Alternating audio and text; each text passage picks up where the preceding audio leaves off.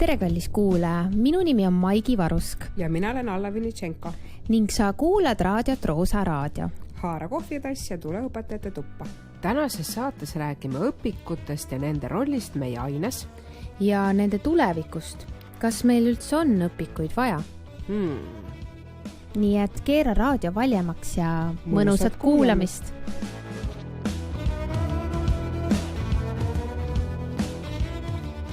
Tere, Maigi! Kuule, mis sul seal panevad käes on?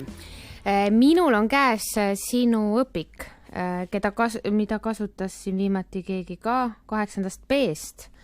See on uus aeg. Marten Seppel ja Ago Pajur. Tead sa neid inimesi või? Absoluutselt. Minu õppejõud. Okei. Ühesõnaga, ja mis sul käes on? Mul on üks kaunis punane saksa keele õpik Menschen Deutsch als Fremdsprache. Et ühesõnaga saksa keel kui võõrkeel. Keeleõpik. Ja kui ma vaatan seda õpikut, siis ma alustan tagantpoolt, sest ma lugesin, et kui sa tutvud uue õppematerjaliga, siis sa võiksid alustada tagantpoolt või alustada lõpust, et just peatükkides, et vaadata siis, mis seal nagu juttu on. Nii, ja kui ma hakkan sinu õpikut siin vaatama... Sa teed ühe nagu kiiranalüüsi nüüd, jah? Ma teen sulle kiiranalüüsi. Oi, kui põnev. Ma analüüsin seda teist õpikut. Ma kohe saan öelda sulle, kas su õpik kõlbab kuhugi. Nii. Sõnaseletused. Nii, okei. Streik, tööseisak. Estofiil. Nii, kadaka sakslased. No okei, kõlbab. Siis kui ma vaatan seda, siis siin on päris palju teksti, kuuled või? On. See on ju ajalõpik. aga tundub, et on nagu hästi liigendatud. Jakobson tuli ära. Samas on ka palju pilte. Ja mingid graafikuid on siin. Märka kaarti. Mis kaarti? No ajaloos on kaart ju väga paljude asjade alus. Praegu. Lehekülg 27. Issand jumal, ära ütle, et see on õpik peas. Mitte päris. No peaaegu. Mul on mõni õpik peas. Soo. Okei, no näha on nagu, et see on täitsa hea õpik. Mulle meeldib see, et tal on suur formaat, ta on suur. See A4 vist öeldakse sinna. Ja kui ma katsun, ma proovin nüüd lugejale selgitada. Kui ma katsun neid lehti, siis nad on nagu libedad. Samas vanasti mulle ei meeldinud libedad lehed, aga nüüd mulle on hakanud meeldib. Kas sellepärast, et ta peegeldab? Jah. Eks ta seda teeb teatud valguses. Et see paber on ka nagu oluline. Mina ei tea, täitsa okei õpik on süke pigem õhem, et ma saan aru, et see on teine osa, nii et 2 osast koosneb. No kui ma annaksin 5 palli süsteemis, siis selline esmane mulje oleks 4. Ja miks võib-olla ei ole 5, sellepärast, et see ei ole saksa keele õpik. Subjektiivne hinnang. Aga ma korraks väga kiiresti analüüsin ka sinu õpikut siit, seda võõrkeele õpikut. Siin märgatav erinevus minu õppevaraga, millega mina igapäevaselt töötan, on see, et sa saad hästi palju siia harjutusi sisse teha. Minu küsimus ongi, kas õpilane tunni ajal teebki siia, ühendab paarid või täidab lüngad? No põhimõtteliselt kui ta ostaks endale selle õpiku, aga kuna me kasutame seda mitu aastat, siis ei. Õpikusse me ei väga kirjuta. Põnev. See on väga teistsugune, kui on olnud minu saksa keele õpik. Et see formaat on ka suurem, pilte on ka värvilisemad, kõnetavad võib-olla rohkem. Aga vaata see süsteem, kus sa ütled, et tagant poolt hakkad uurima ja sealt nagu on, et vaatad märksõnu ja need paksus trükis jällegi ja siis, mis sinna ümber saab rajada, siis no mina siin nii hästi ei oska kohe orienteeruda ennast, et ma ei saa siit hästi aru, kus lõpeb midagi, kus algab midagi. Kusjuures, kui ma praegu mõtlen, siis tegelikult vist nii ongi. Jah, ma näen ainult numbrid, siin on ilusad numbrid värvilised, et ma saan aru, et siin on osa, peatükil on ikka number ja vot see on see, aga see on alles teisel pilgul, ma saan aru. No ühesõnaga tundub, et nii palju, kui on aineid, nii mitmekesised on ka meie õpikud. Aga nuusuta seda õpikut? no vot mul selle uue trüki lõhn mind ei lumma. Ei mille, ma mäletan oma kooliajast, see oli nagu esimene asi, mis ma tegin. Ma tean ka inimesi, kes seda teevad, mina ei kuulu nende hulka. Okei. Kui tähtis alla sinu jaoks on üldse nagu õpik või kui suurt rolli ta mängib su igapäevatöös? Õpik mängib minu kui õpetaja elus väga suurt rolli. Ajalugu, minu aine, kaardid, pildid, skeemid, minu jaoks nad on väga tähtsad, aga ma teen siiski sealt valimi õpilastele. Ja vot mul on õpikus Need tulid nüüd kasutusele, ma arvan, mingi 8-9 aastat tagasi. Ma pead ei anna.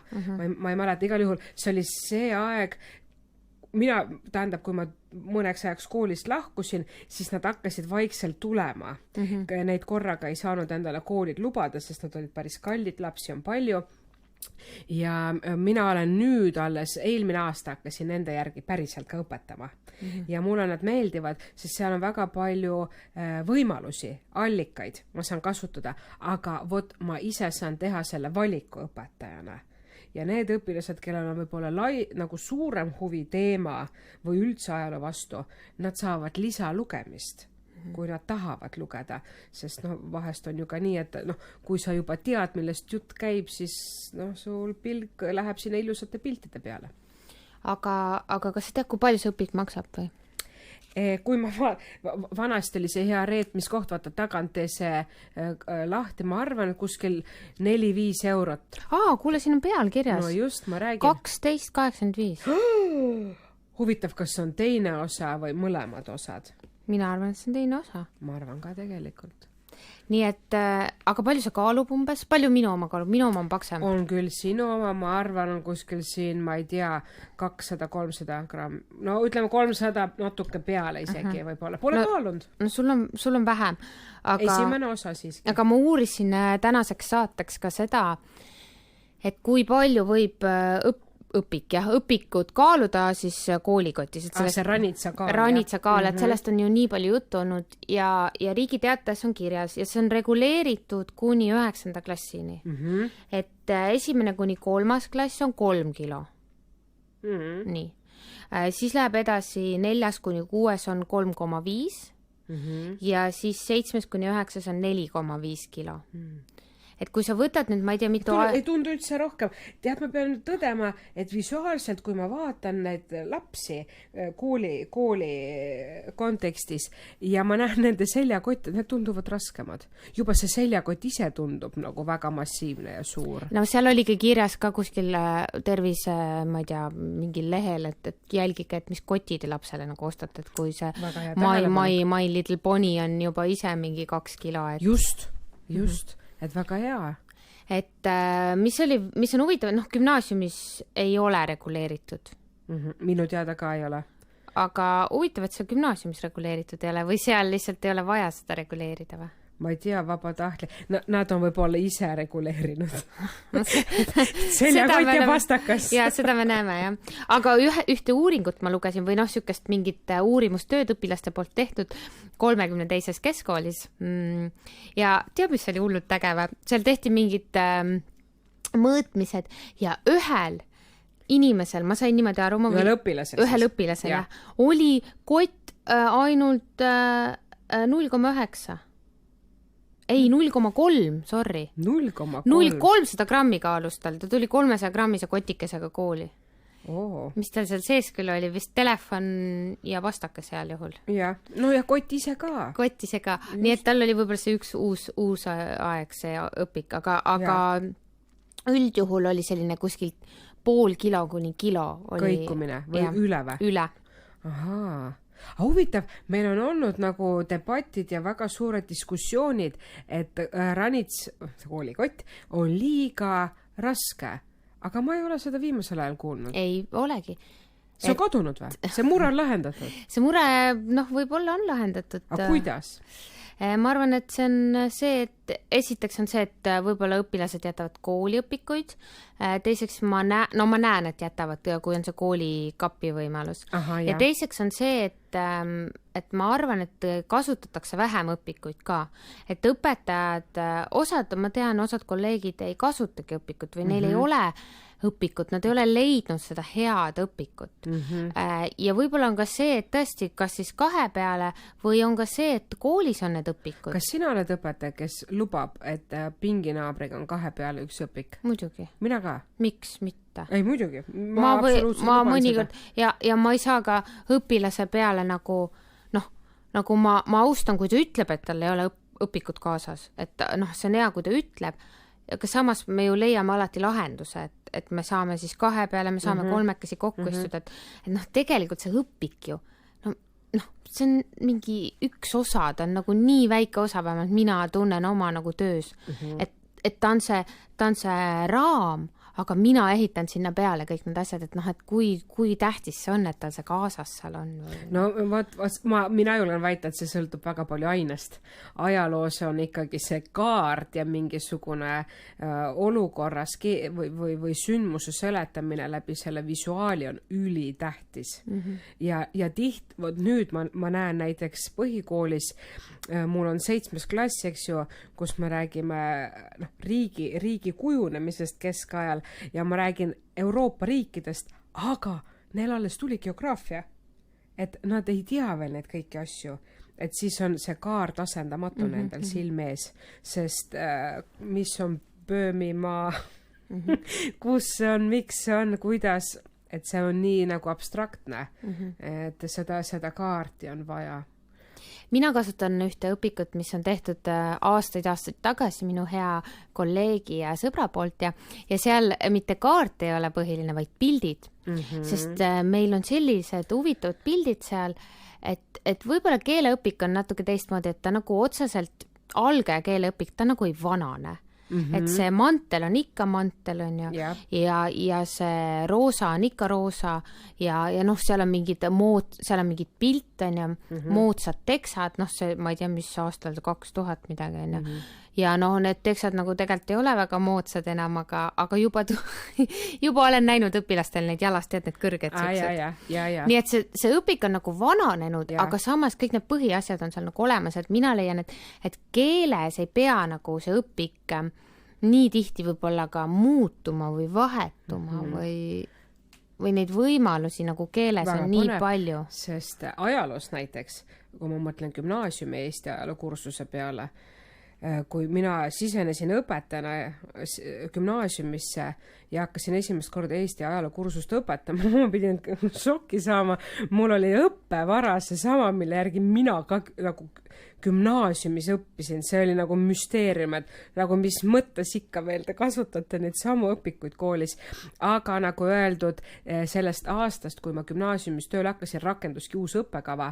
Küll ma nikerdasin kõik põlve otsas ise, sest mina mõtlesin, see õpik, mis oli kasutada, ei vastanud minu nagu arusaamne ajaloos, ma ise ju etappe välja ei mõtle, aga natuke oli vaja seda lihvida.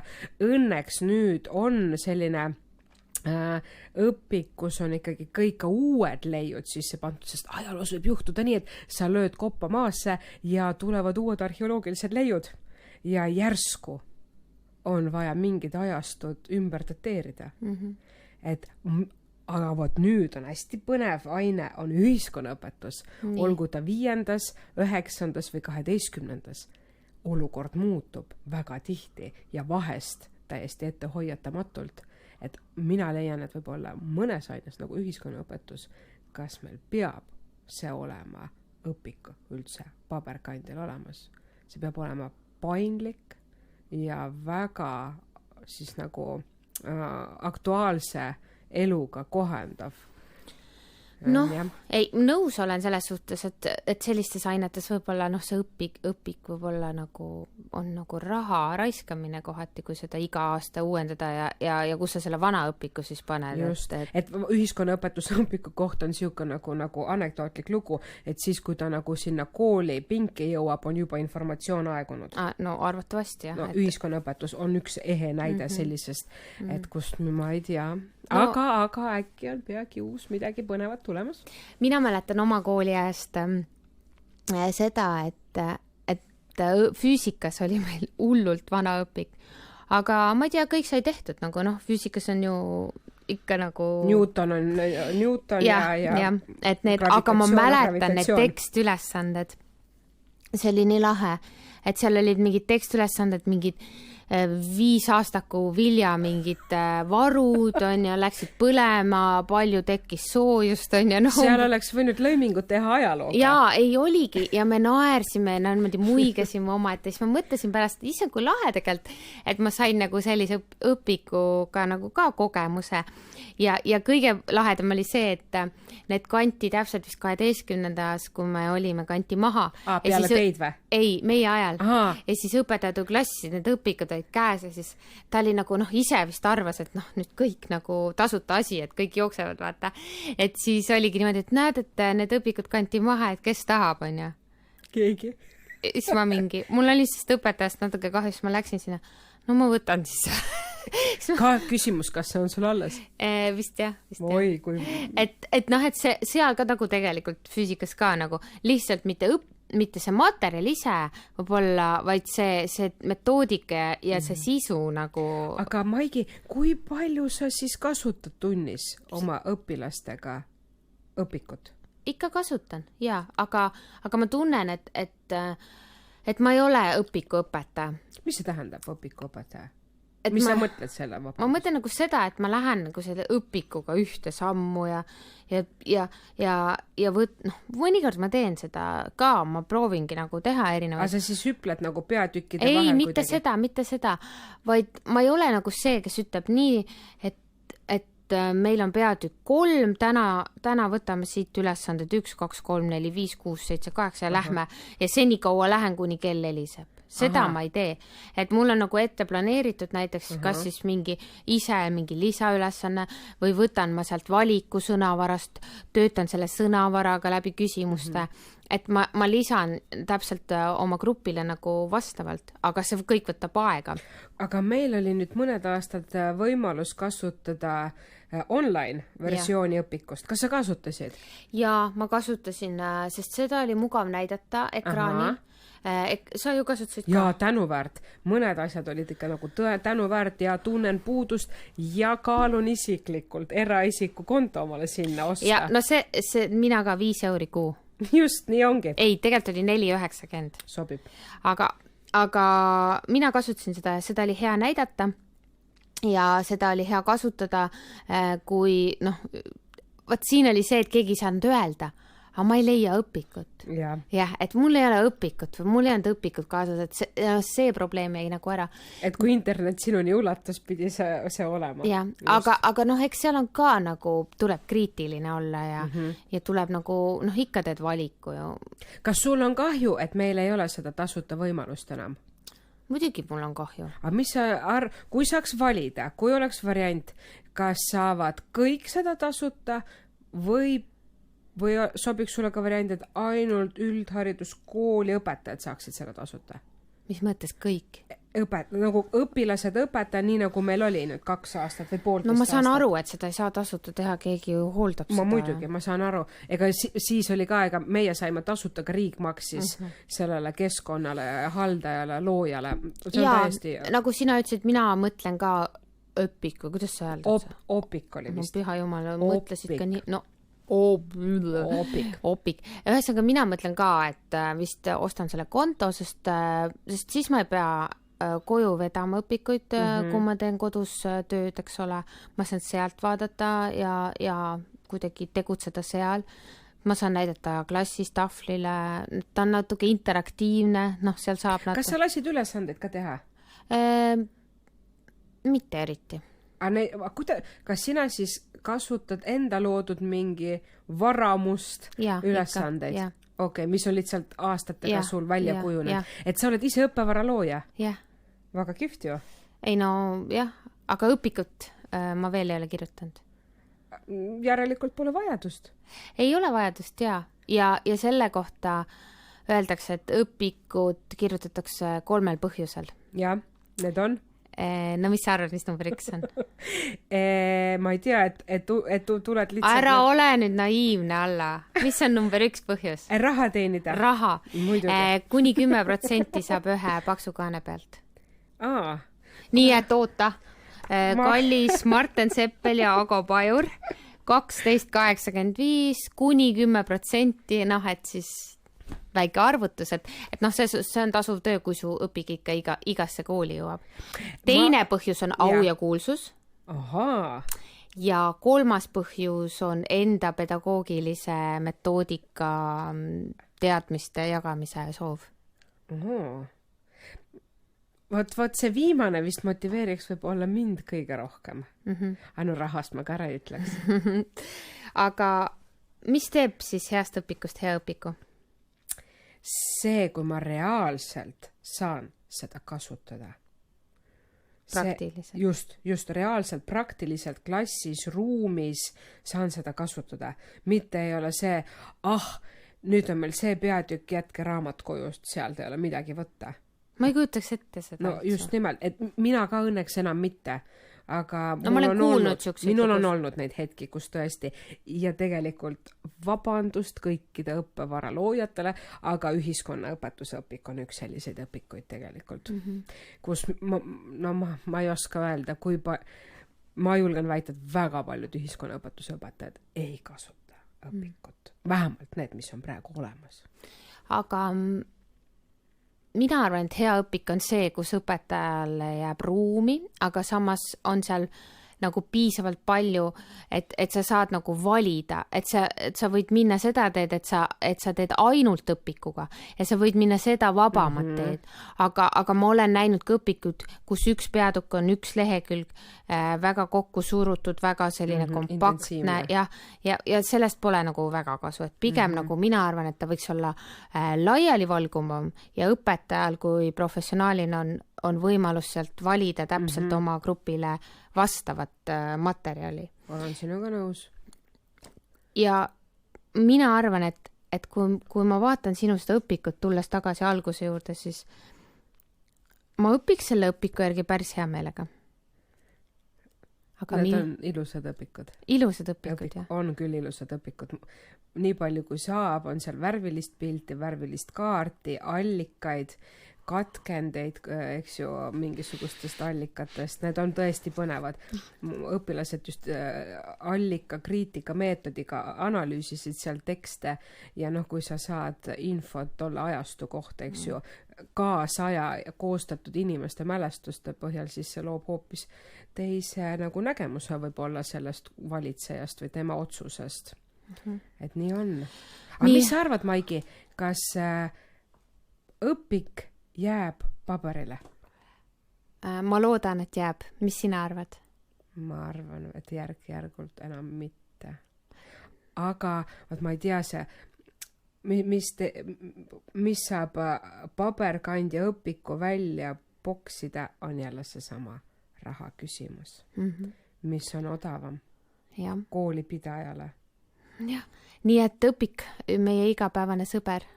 Jah. Mulle meeldib Kule, aga võta tagasi. Ma tänan. Anna minu omaga. Ja, tšau! Tšauki!